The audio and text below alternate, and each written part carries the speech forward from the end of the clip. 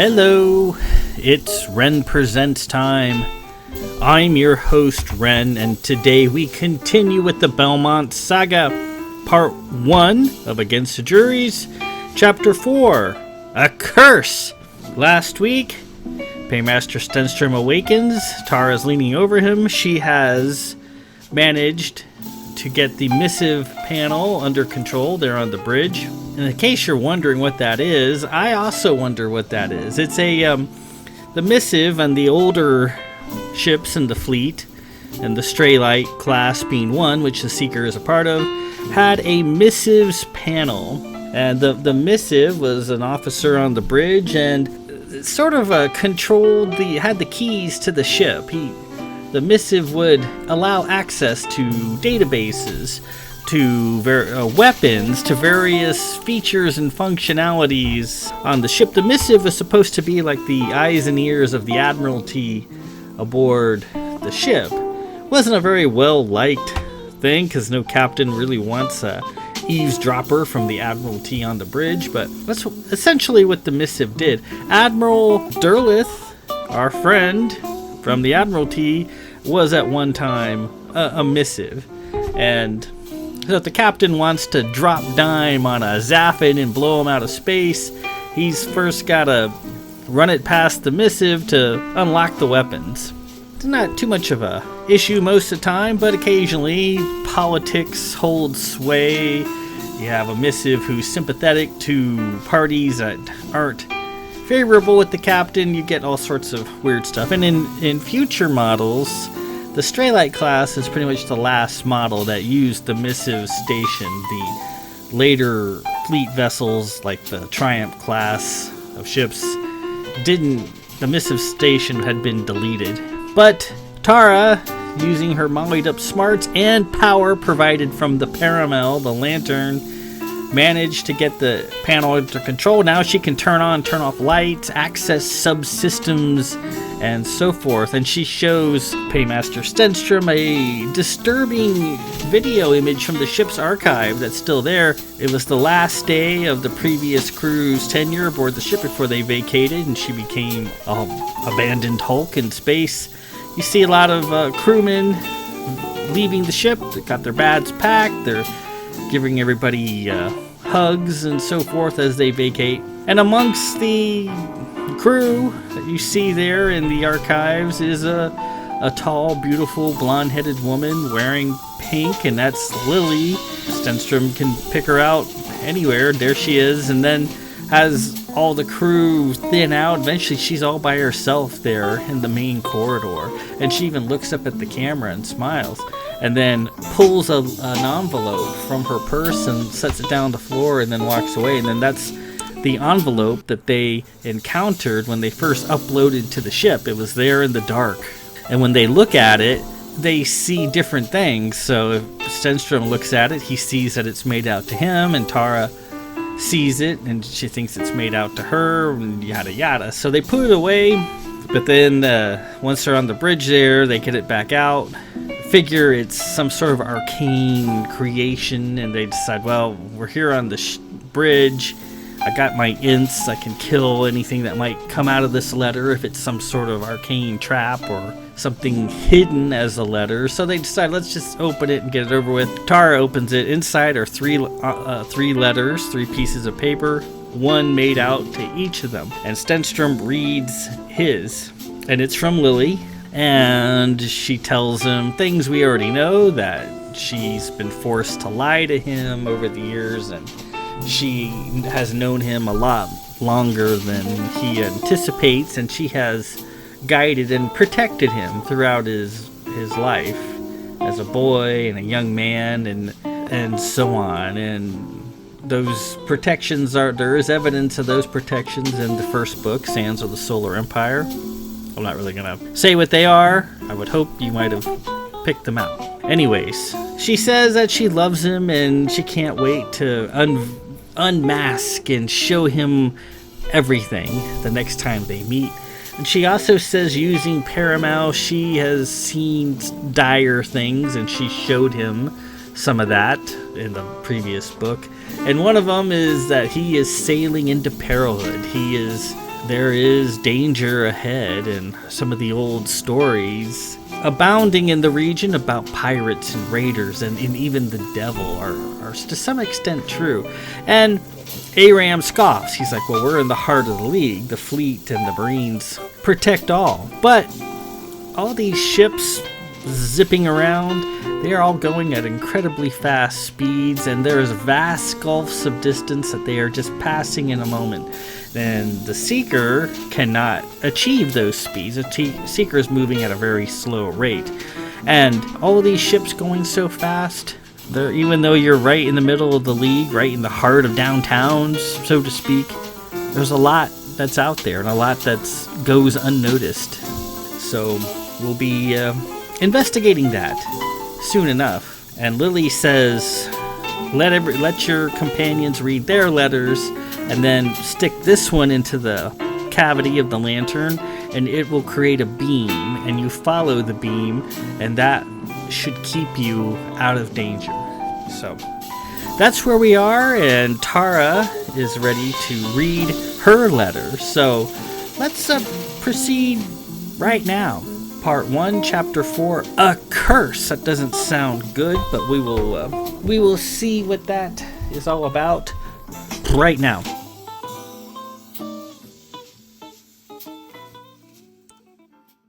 Taara scooped up her note with vigor. Let's see here. Mine says, to Private Taara de la Anderson, 110th Marines, Armenelos. Private, it is indeed fortunate that my lord is such a charitable and goodly man. Otherwise, you would still be... Taara paused a moment as she read the note. Rotting at your post at Fleet Headquarters, merely a few swills away from total inebriation, both literally and figuratively. Had I a say in the matter, that's where you would indeed still be. Taara looked up. Wow, okay, Lils, let's hear how you really feel, huh, babe? Don't hold back or nothing. Continue on, please, Taara, Aram said. Highly annoyed, Taara continued. She says, please note that I have allowed you into my lord's presence. And Taara was aghast. Allowed me, she cried. Who's this dame think she is? Lily has demonstrated a jealous and rather uncharitable side at times, Stenstrom agreed. Oh, I wouldn't antagonize her, Taara, Aram warned. She killed 100 monsters via arcane methods. So, she stated, unimpressed. Taara read on. And then she says, I have observed that you are cursed. And Taara did a double take. I'm what? She was getting more flustered by the moment. You have carried this curse with you for over 30 years, and it seems to have somehow infected Lord Aram and my Stenstrom as well. I do not fully understand barbaric Baz medicine at this time. However, I shall thank you to do whatever is necessary to break this curse as soon as possible. Please remember, your presence at my lord's side is by my leave, and should you anger me, should you attempt to impose your unclean Baz self upon my lord, the consequences shall be swift and severe. Place this note into Paramel's cavity, and you shall see the curse I am referring to. Taara was red in the face. By her leave? Impose myself? I'll show her by her leave. She thundered forward and gave Stenstrom a good swift kick in the shins with her marine boot clanging off his metal Tyrol boots. How about that? Huh?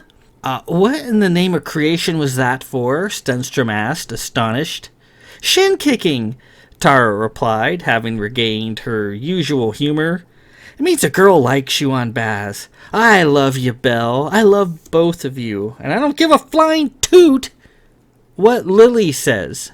Aram shook his head and laughed. A girl likes you and then kicks you in the shins? Creation, you have some novel customs on Baz. Well, it gets your attention, doesn't it? She replied. Girls where I come from don't like to be ignored, and I'll bet you two have had your shins kicked a lot. She turned to Aram to give him a kick too, and he hopped away. Don't you dare! I don't have metal boots to protect my shins. Taara read through her note again. So I guess I'm supposed to put this inside the lantern or something.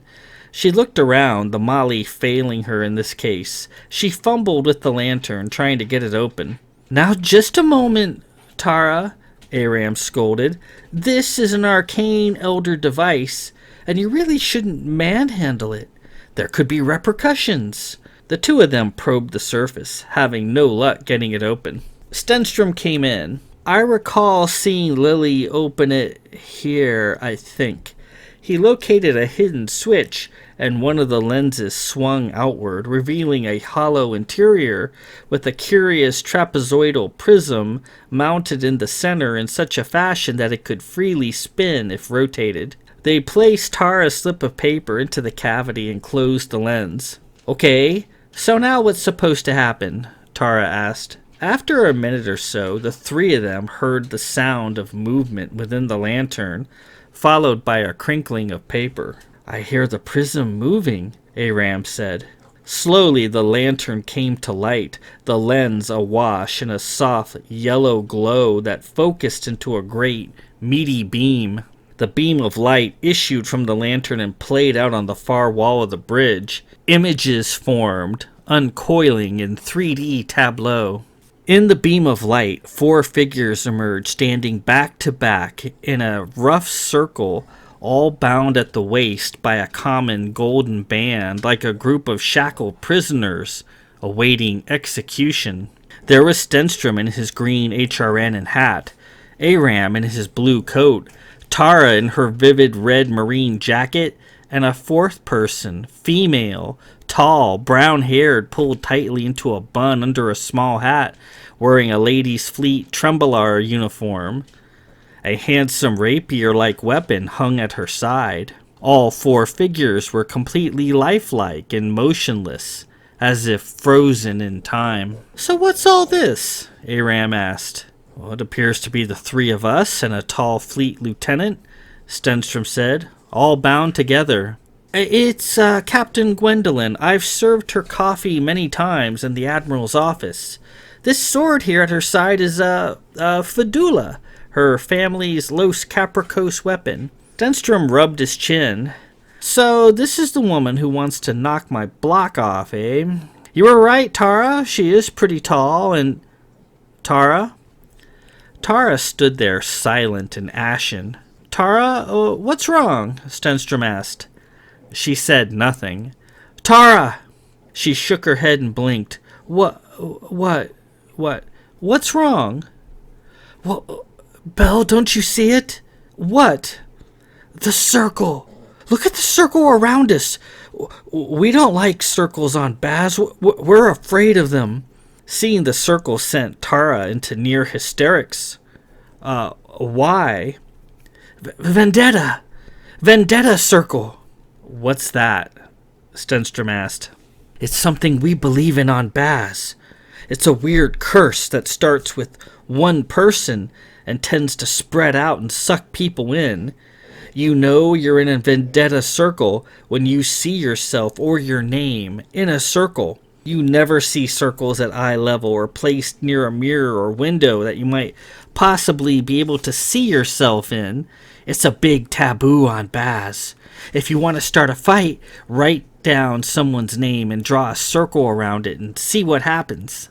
Aram inspected the image of himself in the lantern light, running his hand through their immobile bodies like a hologram. Well, what does this curse imply? From a Baz perspective. It implies we're all going to die. That's what it implies. Die? That's what the Vendetta Circle curse does. It pulls you in, messes with your frickin' life, and then it kills you all at once. Stenstrom joined Aram, closely examining the figures in the lantern's beam, the two of them figuring this to be some sort of Baz nonsense, and unconcerned with Taara's discomfiture. He looked over at Lieutenant Gwendolyn in particular. Well, she's a handsome lady. Strong face, square jaw, thoughtful eyes. So tall. Very un-Xenon-like. Most Xenon girls I'm acquainted with are rather petite.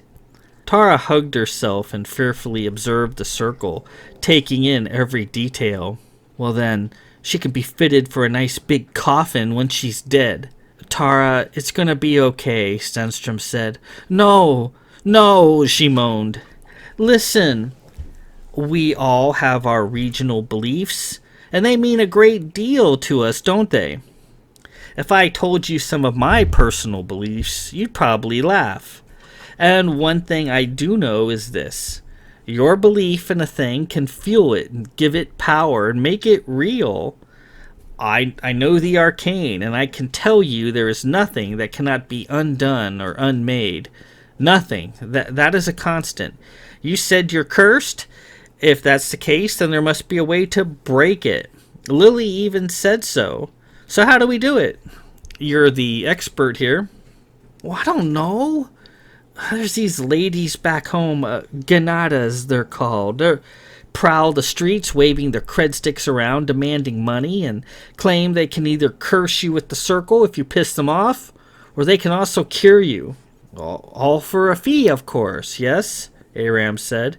Yeah, their cred sticks are never far from empty, that's for sure. Too much Zamuda drinking. They certainly don't use the money to collect for bathing. Stenstrom was cheerful. Well then, when we get to Baz, we'll simply hire one of these Ganadas. You submit yourself to whatever rituals are required, endure their foul smells, and that will be that. Price is no object. Will that make you feel better? What? No, the Ganadas? I wouldn't trust those dirty cows to do anything but take your creds and run to the nearest bar. And, Belle, it's not just me stuck in the circle. Look at it. We're all in it. She pointed at them and then to herself. You, and me are cursed. And Lieutenant Gwendolyn as well? Aram asked. Yep, her too. We probably won't even make it to Baz. Maybe I'll get to watch her beat the hell out of you before we croak. Oh, please. And, Taara cried, you know what? This means we're all related to each other, all three of us. Taara, you're from Baz and we're from Cana. Lieutenant Gwendolyn as well. We're not related, Aram said. I don't mean by birth, Ignaz, she snapped, calling him some obscure Baz name. I mean we're related by something, by events, by circumstance, by random encounters that seem innocent at first, but have monumental effects later on. My aunt on my mom's side, she was stuck in the Vendetta Circle. She was hopping into the sack with just about every guy in town, and one of the dudes had a jealous wife. She got really mad, and that's what triggers a Vendetta Circle. Strong emotion from one person, and it just grows and grows from there. Well, I don't understand, Aram said. It's clear how a messy love triangle can generate ill will, but what's that have to do with us? We just met a few days ago and had no contact prior to that. And I certainly didn't sleep with your aunt. How did we get pulled into a Baz curse? Well, but remember what Belle's crazy demon girlfriend said. That this Vendetta Circle has been running for 30 years. 30 years! That's a long time for all sorts of things to happen. Are you over 30, Taara? Stenstrom asked, noting her youthful appearance. It was always difficult to determine just how old an older person was, as they remained youthful throughout their lives, no matter how old they got. And it was a topic generally left undiscussed. In Taara's case, her jittery demeanor implied tweener youth. She blushed. Well, yeah, I am, and don't ask, because I'm not telling you how old I am. Well, I'm not over 30, Stenstrom said. I'm only 27. Aram was adamant, and I myself am over 30 as well, but again, we just met. The three of us have no connection, zero, prior to our meeting at Fleet a few days ago. Taara shook her head. No, Aram, no. This curse walks around. It's subtle, and it's sneaky to boot. This curse isn't stuck on Baz. Whoever started it could easily have taken the transport to Cana or anywhere else and brought you two into it. The Vendetta Circle curse tends to throw people stuck in it together. It plays with them, taking years to develop, making you think you're safe, giving people involved a subtle glimpse of each other every now and again, and then wham! It constricts and brings everyone together where they die. My aunt, she and all the people stuck in her circle all died together in a bloody restaurant by the Endak Sea. Well, how? Aram asked. How? They were having a reunion dinner and a big freaking wave 30 feet high took them all out. Restaurant, pier, beach, diners, and all. And, you want to know what caused the killer wave? The Endak Sea is just a big crater full of water, right? The angry lady who began the Vendetta Circle finally had enough of her cheating husband, so she poisoned his breakfast, and he didn't die till he got to work. He worked at an antimony mine on the other side of the Index. When he finally did croak, he somehow set off a massive explosion which caused a landslide into the sea, which triggered the killer wave, which not only took out the restaurant and everybody inside. See, that's how the Vendetta Circle curse works. Aram considered that for a moment. Poppycock, he finally said. Oh yeah? Yeah, you think it's poppycock? I don't even know what that means. But the more I think about it, the more I'm convinced we're all stuck in the Vendetta Circle. Lieutenant Gwendolyn as well. It makes sense. Look how we ended up here. Look how circumstances seem to push us towards each other. You needed a helmsman, Bell, and look who turns up in a virtually empty Fleet HQ building.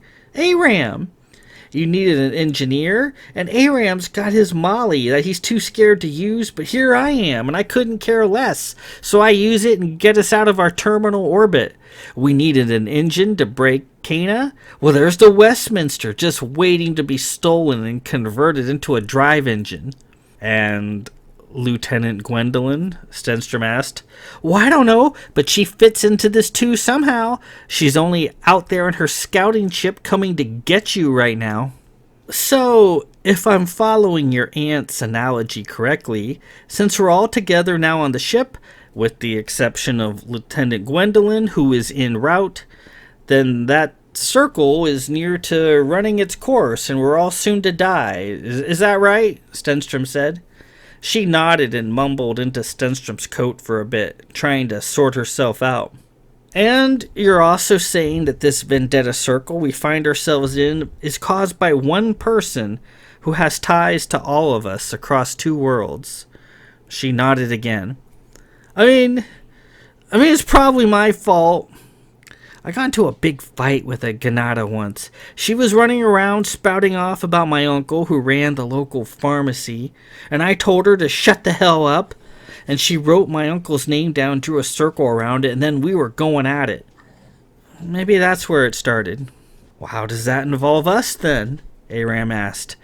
You're most certainly the only person from Baz I know. Taara sobbed. Stenstrom took her gently by the sideburns, and she looked up at him in rapt attention, cheeks shiny. All right, Taara. Obviously, this is a belief you take a great deal of stock in, and we appreciate that. You say this curse is something that's probably been brewing for some time now, yes? She nodded. Well, fine. Once we get to Baz and deliver the Admiral's brandy, we will stay on until we get this sorted out. Our first priority will be to get out of this death curse. Our second will be the refitting of the ship. We'll perform research. We'll prowl every library and sage's sanctum. We'll consult with the learned and the local shamans. We'll purchase whatever goods need to be bought, and together we'll determine a way out of this. Time and money is no object. Hope filled Tara's eyes. You promise? The three of us will do all that? I promise. Right, Aram? Oh, yes, absolutely, he replied. I've never been much in a library, she said. Well, no time like the present to catch up. Taara gave Stenstrom a grand hug. She broke away and went to Aram, embracing him in the same fashion. Hey, Aram, I'm sorry I called you Ignaz, okay? I didn't mean it. Oh, it's quite all right, Taara. I don't believe I know what it means. Good. Good, that's good. Taara then pulled back and gave him a swift kick to the shins, just like she had Stenstrom, only Aram didn't have metal Tyrol boots to ward it off. He hobbled about in pain on one foot. Well, gods, that hurt! Taara recovered from her funk. So, I think what we'll need to do is figure out who started this Vendetta Circle, confront them, and... And what? Aram asked, rubbing his shin. Kill them? Murder them? Well, yeah, I guess. We have to deal with this person and change this Vendetta Circle curse up. Stenstrom spoke up. I really don't like the idea of murdering someone, Taara. Well, it's them or us, right? We have to change the circumstances of this curse. I think maybe that's how we can get out of it. Well, like I said, when we get to Baz, we'll sit down and puzzle this out. I'm certain we'll not need to resort to something as crass as cold-blooded murder. And I suppose, as you mentioned, our primary task will be to determine who this central person to all three of us is. At this stage, I have no idea who that might be. I also suppose that keeping Lieutenant Gwendolyn off the ship is now more important than ever to prevent the circle from closing. Okay, and now you're thinking. Right now our primary task is to survive until we get to Baz in the first place. Your demon lady said there's a great deal of danger out there, and we better listen to her, Taara said. Well then, we'll follow her advice and stay well clear of the leeward side of Drury's belt, as dictated by the solar winds. Well, that'll add some time to our trip, Taara said. Staying windward of the belt is the long way around. Will it cause us to miss our deadline for the brandy on Baz? Stenstrom asked, still fascinated by the images in the lantern's beam. Taara thought a moment. Nah. And with that, we conclude Part 1, Chapter 4, A Curse. So, Taara reads her letter, and it's from Lily, and as typical with Lily, she's not very flattering towards Taara. She doesn't seem to like girls in Paymaster Stenstrom's presence. She's pretty direct and to the point, tells Taara that she thinks she's a drunk and a loser, basically, and her presence in Stenstrom's circle is by her leave, and should Taara make a pass at him or try to get in the sack with him, Lily will extract severe and immediate retribution. And given her performance earlier on The Seeker, where she killed dozens and dozens of soul devourers, it seems like she's fully capable of creating mayhem if she really wants, and Taara probably wouldn't stand much of a chance. She also tells Taara that Taara is cursed, that she has seen this curse in the lantern's light. Doesn't really understand what it means, but she doesn't want her unclean Baz curses affecting Paymaster Stenstrom to any degree. So she says, you better figure this curse out and get rid of it. And Taara sees an image of herself and Stenstrom, Aram, and Lieutenant Gwendolyn all bound together in a circle. And on Baz, the circle curse, or seeing yourself in a circle, is a big deal. It's a big taboo. You never see circles on Baz, or at least circles that you can see through. You know, they have circular objects on Baz, of course, but they don't use circles in any of their decorations or architecture. It's just not a thing. And if you write someone's name down and draw a circle around it, that's bound to offend somebody, and in a violent way. Bazers tend to be pretty violent about stuff like that.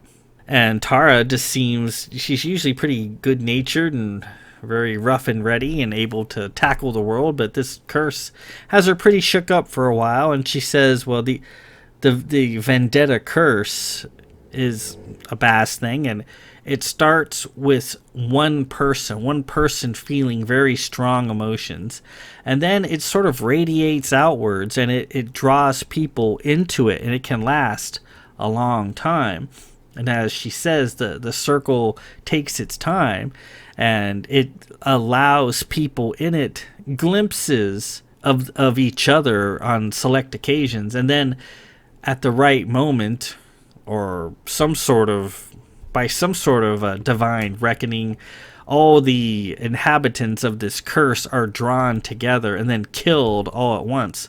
And Taara says, look, here we are, we're total strangers. Circumstances seem to have brought us together. And there's me and you, Stenstrom and Aram, and now we got Lieutenant Gwendolyn, who's on her way. Things are looking bad. Aram makes the argument, well, we just met. We don't know you. We didn't know you from Eve last week. How can we possibly all be stuck in this weird curse from one central person? And Taara's not sure, but obviously these three have a connection that goes much longer than their apparent meeting at Fleet. Just like Lily protecting Stenstrom in subtle ways, these three have been affecting each other's lives for a long, long time. They just never knew it. There might just be something to this Baz curse. And now it's coming to its end. It's constricting, bringing them all together where they will all die. And then that brings to mind Lily's warning of seeing Stenstrom dying in a dark place. So, that doesn't sound good, does it? I guess our heroes, as Stenstrom said, when they get to Baz, they'll hit the libraries, and consult with the learned, and figure a way out of this curse. So, we'll see what comes of that.